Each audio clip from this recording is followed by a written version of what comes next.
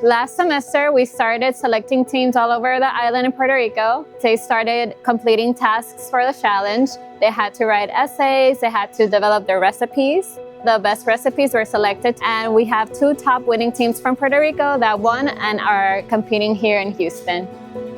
All of these students have to do initial research though. They have to understand space physiology because this isn't like your normal kind of food competition. There's very strict guidelines that they have to meet, and it's all about how their bodies change in space that drives the nutrition. When we initially started our program, STEM, the STEM acronym was just coming online. Now we've switched it over to workforce development, so we're actually training a career path for these students. So it's very important for us to develop the next generation of explorers, engineers, scientists, technicians, and food scientists.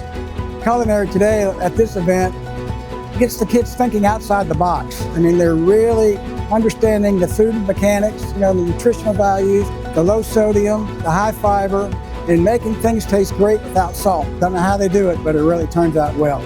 So today is the final event for this culinary program, and this year's theme is a taco filling.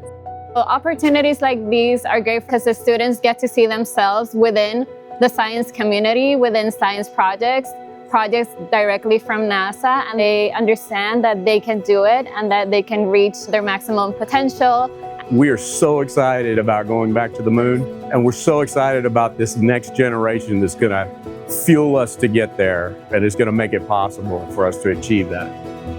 Para que tú te sientas bien también, llevar ese amor que uno hace en el plato para los demás. Siempre es muy bonito. Cocinar para familias, para eventos. Sería espectacular trabajar aquí. Como chef o, bueno, específicamente chef, que es lo que realmente amo.